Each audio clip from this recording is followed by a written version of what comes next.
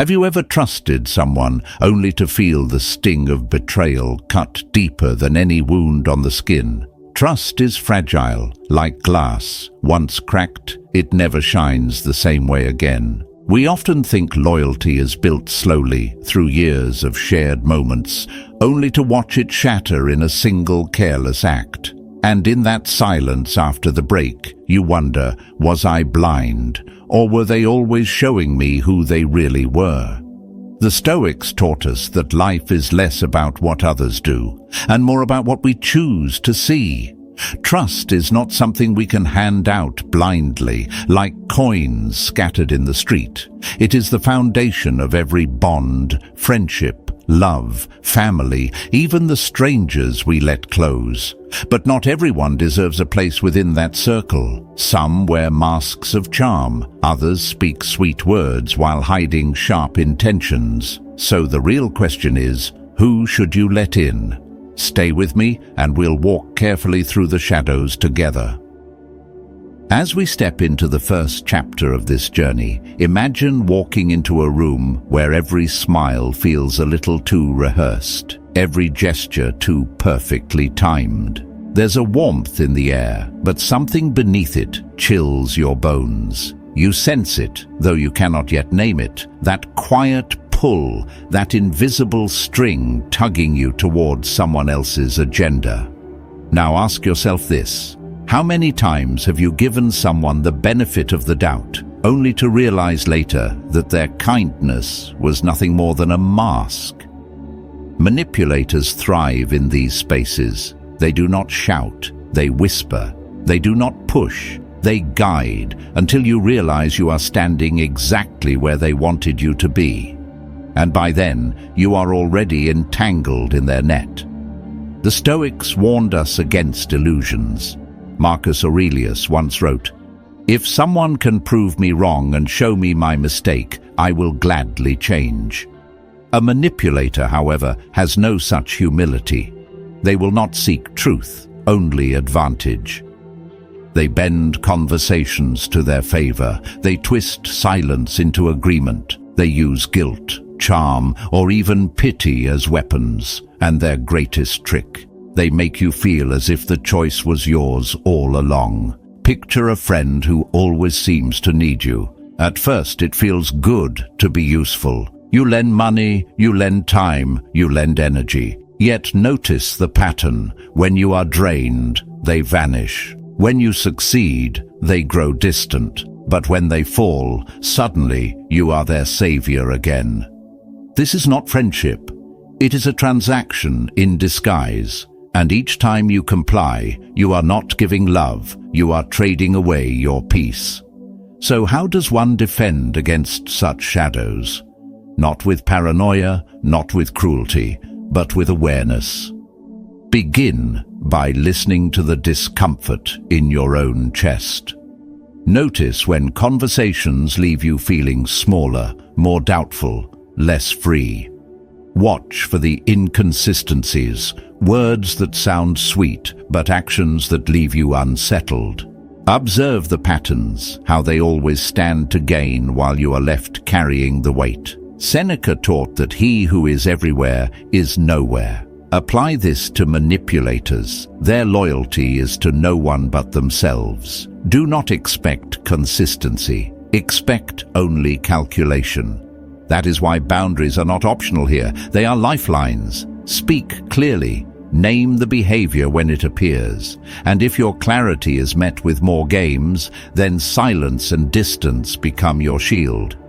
I once knew a man whose charm could light up a table. Everyone wanted to sit near him to hear his stories, but those who got closest carried invisible scars. He borrowed endlessly, promised more, returned little. When confronted, he'd laugh it off, turning blame into a joke. Some stayed, hoping the warmth would return. I chose to leave. And in leaving, I discovered that my peace was worth more than any performance of friendship. This is the essence of Stoic strength, not to harden the heart, but to honor it. To recognize when a bond is poison and to walk away, even if it leaves you standing alone for a time. Trust is sacred. Do not hand it to those who see it only as currency. When you spot the strings, cut them. When you feel the weight, set it down. And as you do, remember this: protecting your integrity is not cruelty. It is clarity. It is choosing not to be moved like a pawn across someone else's board. And from here, we turn toward another figure, less subtle, but just as corrosive: the critic who cloaks their own bitterness in the disguise of truth. Moving into the second chapter, picture yourself sitting by a fire while voices around you begin to twist the air. At first, it sounds like harmless chatter, but soon the words grow sharp, slicing into the absent, tearing down those not there to defend themselves. You feel it, the heaviness, the subtle poison that lingers long after the laughter fades. Now ask yourself, what does criticism truly reveal? The Stoics would tell us it exposes more about the critic than the target. Marcus Aurelius wrote, "The opinion of 10,000 men is of no value if none of them know anything about the subject." When someone delights in speaking poorly of others, their words shine not on the one attacked, but on the storyteller himself. Like a torch turned inward, it burns away their mask and reveals their insecurity, their envy, their smallness. Imagine a medieval village where gossip is currency. Troublemakers gather like jesters in a square, weaving rumors to mask their own idleness. They are not building homes, not tending fields, not protecting their families. They are pointing, laughing, whispering, hoping that if they dim another's light, no one will notice the darkness within their own. This pattern is not confined to history. It plays out every day in workplaces, families, even friendships. Some people thrive not on growth, but on tearing down the growth of others. I once knew a colleague who had a strange gift. No matter whose name came up, he could find a flaw. Someone was too ambitious, another was too lazy, a third was untrustworthy. At first I mistook it for honesty, even wit. But over time I noticed he built nothing. His own projects faltered, his promises evaporated, his friendships thinned. And then I realized his criticism was never about truth. It was a shield, a disguise for his own lack of substance. Seneca warned us, "What you think of yourself is much more important than what others think of you." The gossip has inverted this wisdom. They speak not from self-respect, but from self-contempt. They are desperate to distract from the emptiness they feel, so they fill the silence with noise, hoping no one notices their quiet despair. But once you see it, you cannot unsee it. Every insult is a confession. Every rumor is a mirror. So what should you do when you encounter such a voice? First, resist the urge to join. Words are seeds, and when you repeat their venom, you plant the same poison in your own garden. Second, hold your distance, not in cruelty, but in clarity. A sailor who sees storm clouds does not hate the storm, he simply steers his vessel away. Choose your companions as carefully as a traveler chooses the road ahead, because here is the truth. Those who easily speak poorly of others will one day speak poorly of you. Their tongue does not change direction when you walk away, it only changes targets. Protect your dignity by refusing to become the next subject of their theater. And as you step away from the critic's echo, prepare yourself. For the next mask we face is not the sharp tongue, but the smiling face, the one who greets everyone with warmth, yet leaves you wondering whether any of it was ever real. Advancing to the third character, picture the one who enters every room with a radiant smile, arms open, ready to help at a moment's notice. Their presence feels like sunlight, warm and inviting, and people flock to them as if to a hearth on a cold night. And yet, beneath that glow, something unsettles you. For a flame that burns for everyone often burns for no one in particular. Have you ever stood beside someone who seemed to know everyone's name but forgot the weight of yours? It is a strange feeling to be embraced in public but invisible in private. These are the companions who chase approval like moths circling a lantern. They thrive on applause, not intimacy. To them, you are not a friend, but a number added to their audience. The smile is wide, but the roots of loyalty are shallow. The Stoics would remind us that appearances deceive. Epictetus warned, "If you want to improve, be content to be thought foolish and stupid." The man or woman who cannot bear to lose face, who must always maintain the mask of popularity, is rarely interested in truth. Their kindness is currency, their charm an investment, their friendship conditional on how well you serve their image. I once knew a woman whose laughter filled every hall. Everyone wanted her presence at dinners, at meetings, at parties. She was the connector, the bridge, the one who seemed to belong everywhere. But I noticed something. She remembered the names of powerful people, but often stumbled on the names of those with nothing to offer. One day, when a quieter friend fell into hardship, she vanished. No calls, no visits. The flame that had burned so brightly for the crowd went dark in the face of real need.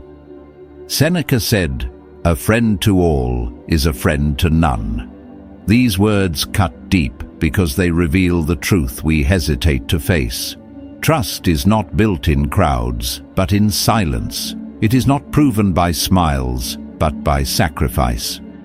A person who needs constant attention cannot sit alone, and someone who cannot sit alone cannot sit with you fully either. So be cautious with those who dazzle every room. Their energy may feel magnetic, but magnets attract and repel in equal measure. Today, you are the one they draw close. Tomorrow, without warning, you may be replaced by another face, another voice, another admirer. Do not confuse popularity with loyalty. Do not confuse friendliness with friendship. The lesson here is not to harden your heart, but to open your eyes. Cherish those who stay when the crowd has gone, who see you when no one else is watching. These are the companions worthy of trust. The others, those who shine for all, leave them to their stage. And from here we must turn toward another disguise, subtler still, the one who pretends to listen, but whose silence is emptier than words.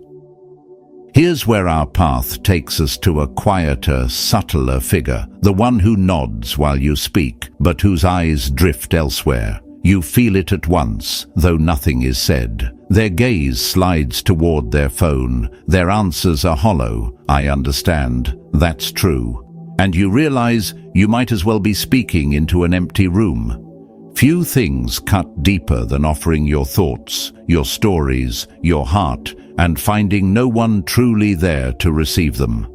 Now imagine telling someone about a struggle that has weighed on you for weeks. You expect empathy, or at least attention. Instead, they scroll through their notifications, smile absently, and murmur a vague reply. The words fall flat. The silence afterward is louder than anything you said. You are left not only unheard, but unseen. What is conversation, if not the meeting of souls? And what is it worth when one side has already walked away in spirit? The Stoics valued presence.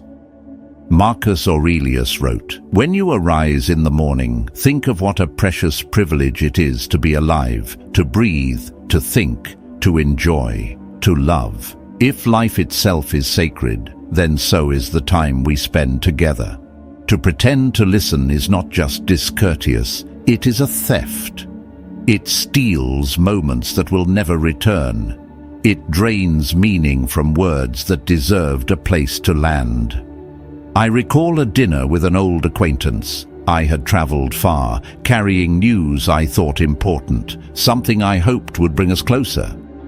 Yet, every time I began to speak, his eyes flickered toward the glow of his phone. A message, a notification, a distraction. He would glance up, nod and say, "That's interesting." But it was not to him. By the end of the evening, I felt like a ghost sitting across from him, my voice echoing in a chamber where no one truly lived. I never sought another meeting. That night taught me something no book could. Indifference is louder than insult. Seneca once reminded us, life is long if you know how to use it. And so, my friend, why waste yours in conversations that feel like shadows? To pour your time into someone who refuses to be present is to betray your own worth. You are not obliged to keep speaking when no one listens. You are not bound to sit politely while your presence is disregarded. To walk away is not rude, it is self-respect. So here is the lesson: value your words as you would value your breath. Give them only to those who will hold them with care. Do not let false listeners make you doubt your voice. There is dignity in silence, but never in being silenced. And from this point, we turn toward another kind of absence, not of attention, but of compassion, the one who cannot feel what others feel, and in that lack becomes dangerous to trust.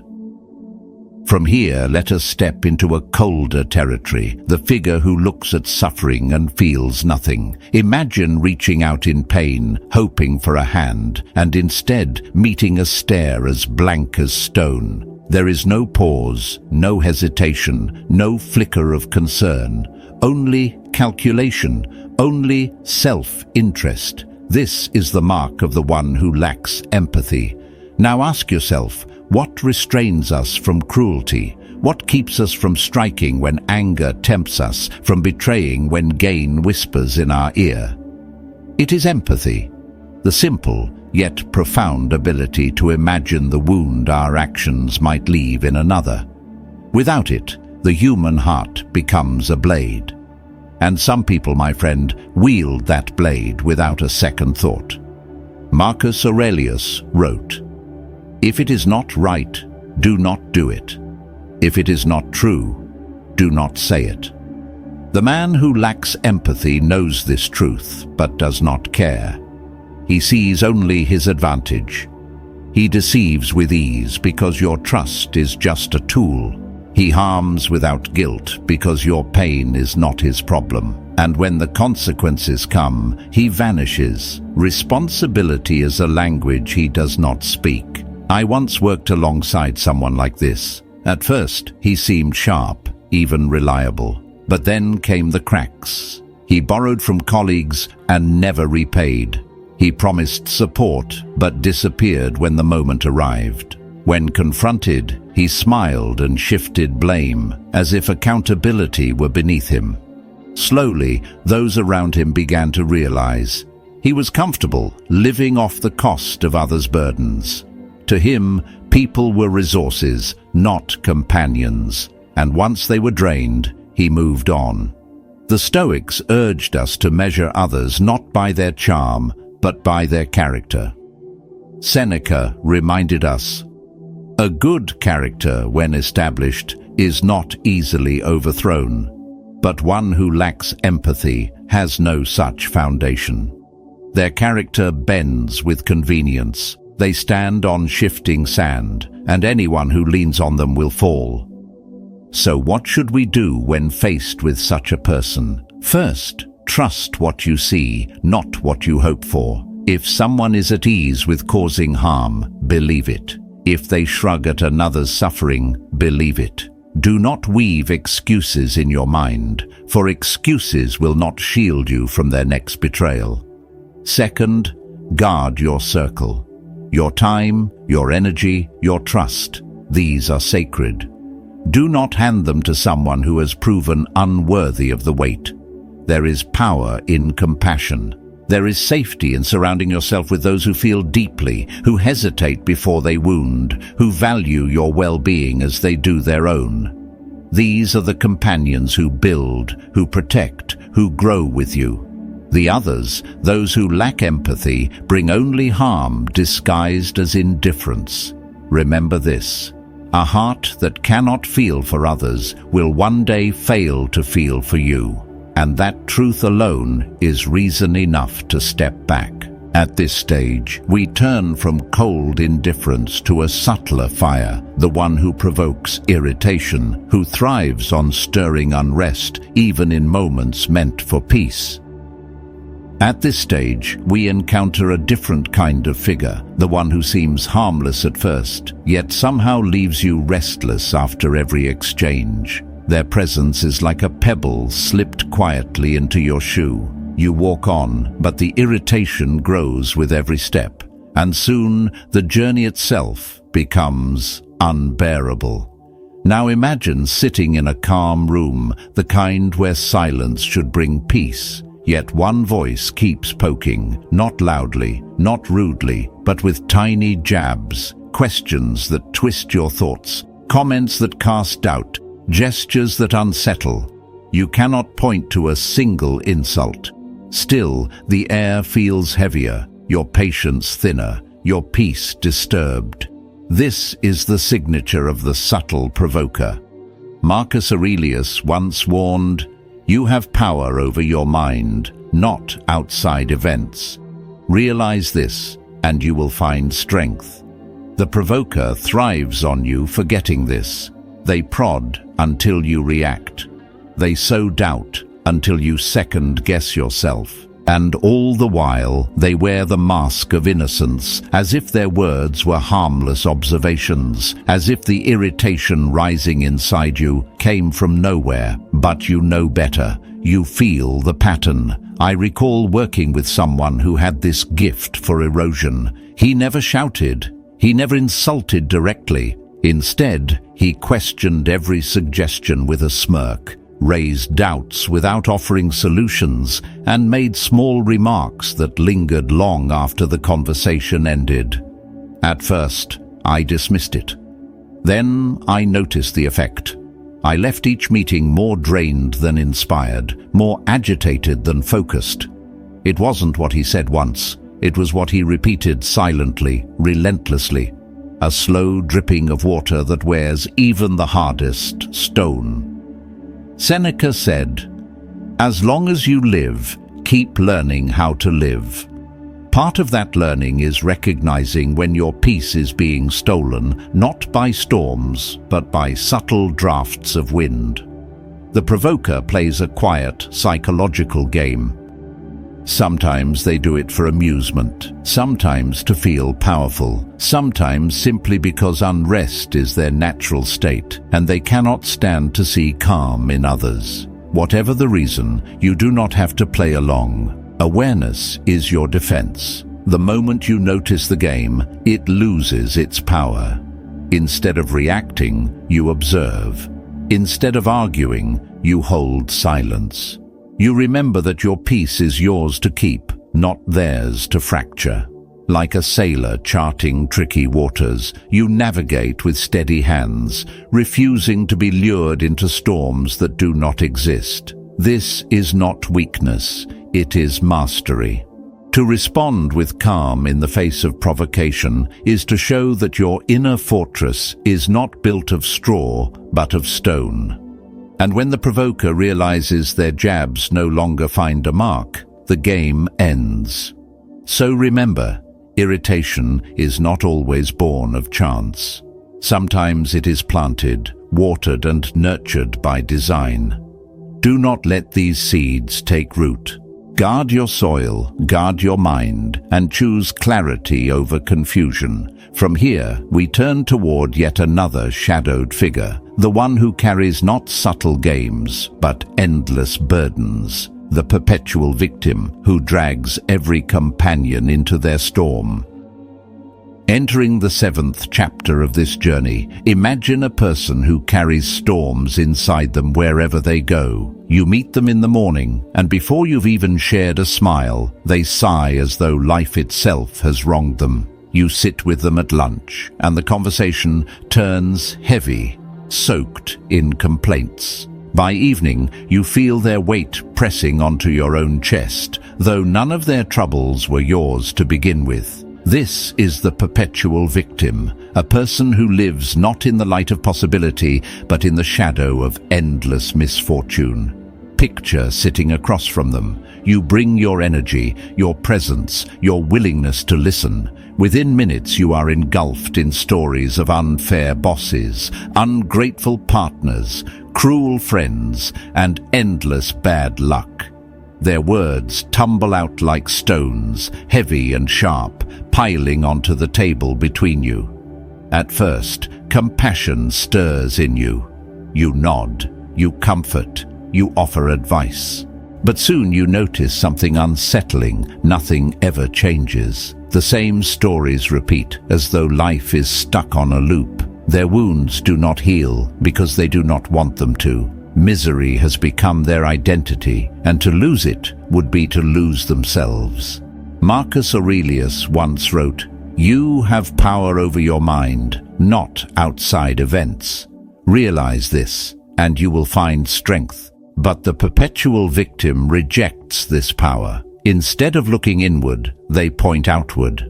Every mistake is someone else's fault. Every downfall is the world's injustice. And because they refuse to take responsibility, they repeat the same errors again and again. They are trapped, not by fate, but by their own unwillingness to rise. And anyone who walks too closely with them risks being trapped as well. I knew a man like this years ago. Each time we met, he carried a fresh disaster. One day it was money, the next it was betrayal, the next it was health. But what I noticed was this: he did nothing to change. He borrowed money but never repaid it. He trusted liars but ignored warnings. He ignored opportunities and then cursed fate when doors closed. At first, I believed him unlucky. Later, I realized he was addicted to the role of the victim. Misery gave him attention, and that attention was enough to keep the cycle alive. Being his friend felt like being caught in quicksand. The harder I tried to help, the deeper I sank. Seneca once said, "We suffer more often in imagination than in reality." The perpetual victim inverts this wisdom. They suffer in reality because their imagination is too small, too chained to the past. They do not see the lesson in hardship. They only see the wound. And their refusal to grow makes every storm permanent. To stay near them is to risk drowning in waters they stir themselves. The Stoics remind us to carry our own burdens with courage, but also to recognize what is not ours to carry.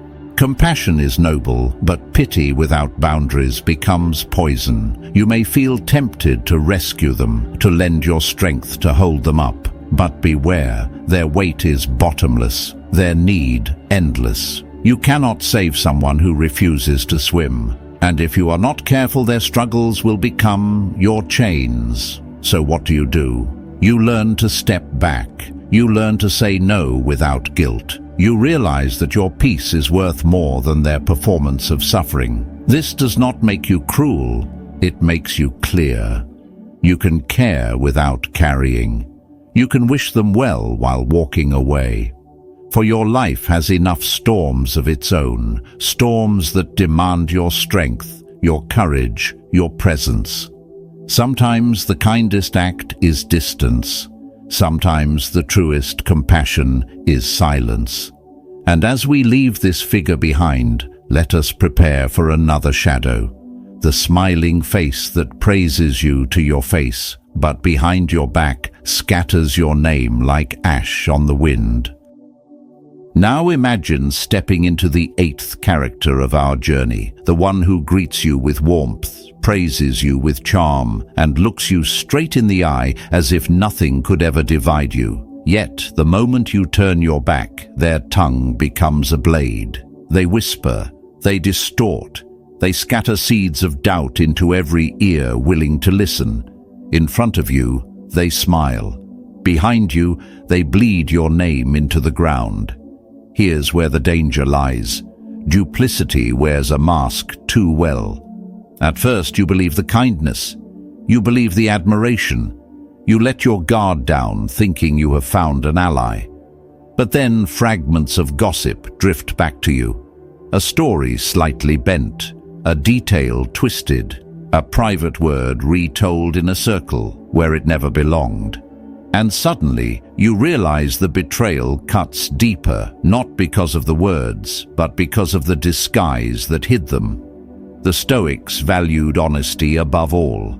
Marcus Aurelius wrote, "If it is not right, do not do it. If it is not true, do not say it." The two-faced companion lives in defiance of this wisdom. They wear one truth for the day, another for the night. They are not at peace, for deceit is heavy, and duplicity corrodes from within. Yet while their inner life collapses, their poison spreads outward, through relationships, through trust, through the delicate fabric that binds community together. I remember a colleague who embodied this role too perfectly.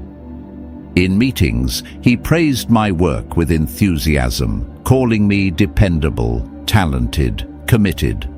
But whispers soon reached me that outside those walls, he painted a very different picture, questioning my decisions, mocking my choices, casting shadows on my name. For a while, I felt anger. Then I realized his duplicity was not truly about me. It was about him, a mask for insecurity, a game to keep himself relevant.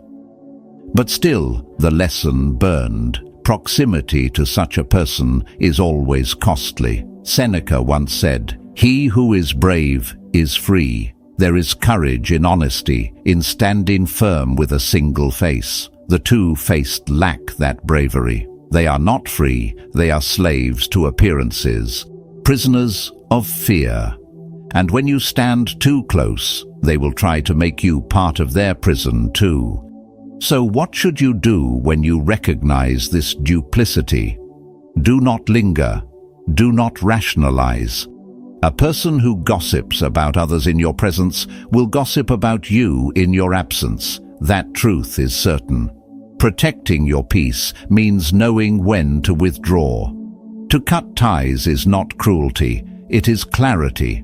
Distance is not punishment, it is preservation. Remember, the Stoics taught us that we cannot control the mouths of others, only the integrity of our own lives. You do not need to silence the gossip, you only need to refuse its company.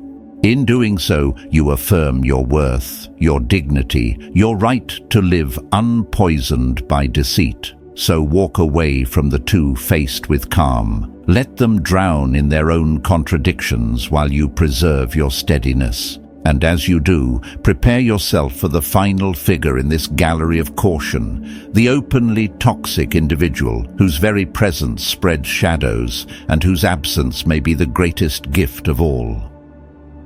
Advancing to the ninth and final figure in this journey, we come face to face with the most corrosive of all, the toxic individual. Their presence is like smoke in a closed room. At first, it is faint, almost unnoticeable, but soon it fills your lungs, clouds your vision, and leaves you gasping for air you once took for granted.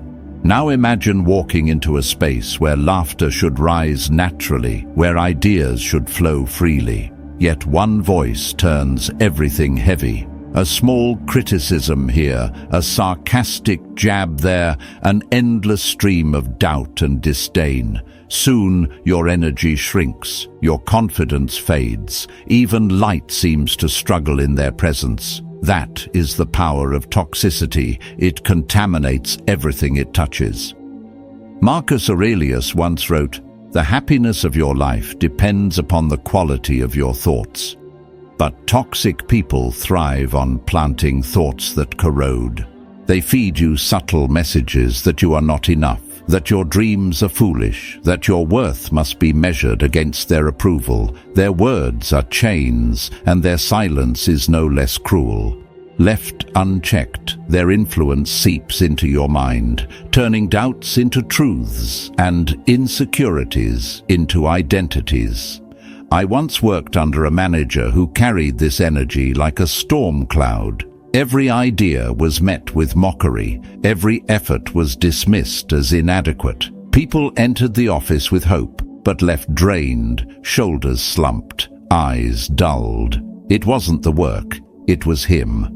Over time, talented colleagues left one by one. Those who stayed shrank into shadows of themselves, afraid to speak, afraid to try. The air itself was poisoned. And in that moment I realized toxicity is not just unpleasant, it is destructive. Seneca warned, "Associate with those who will make a better man of you." To remain in the orbit of the toxic is to accept corrosion as normal. They will not grow for you, they will not stop for you, and so the responsibility falls on you to draw the boundary, to recognize the infection before it spreads further into your own soul. The Stoics teach us that self-respect begins with clarity. You cannot demand respect from others while tolerating those who sabotage your peace. Setting boundaries is not arrogance, it is survival. To say, "This is not acceptable," is to declare that your mind, your time, and your heart are worthy of protection. And when words fail, silence and distance must take their place. But here's the deeper truth. Toxic people lose their power the moment you stop giving them your energy. Their criticism finds no soil when you refuse to absorb it. Their manipulation falters when you see it for what it is. Their presence weakens when your steps carry you away. Freedom begins not with changing them, but with guarding yourself. So, my friend, be ruthless in protecting your peace. Life is too short to keep breathing in someone else's smoke. Do not try to heal someone who thrives on harm. Do not sacrifice your joy to save someone unwilling to leave their darkness. Recognize them, step back, and let your life breathe again. And as we close this exploration of 9 figures unworthy of your trust, let this final lesson anchor in your heart. Not everyone deserves a seat at your table. Choose carefully, guard fiercely, because when your circle is free of poison, your soul is free to rise.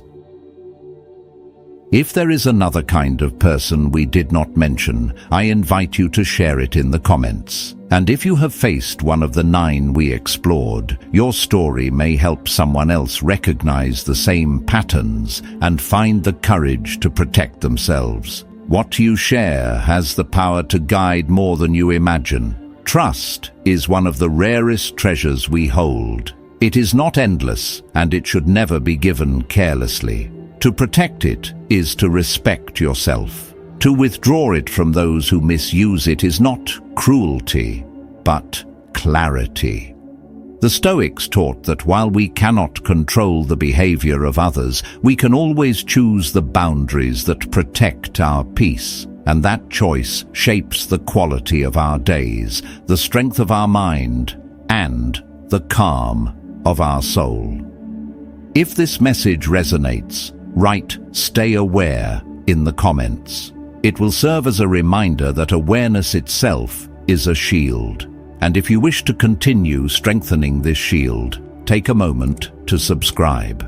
It is not an obligation, but a way to keep walking together through lessons that help you remain steady when life tests you. Another video is waiting for you now. Watch it next. And remember, when you guard your peace, you rise with strength, and every boundary you honor becomes a step toward freedom.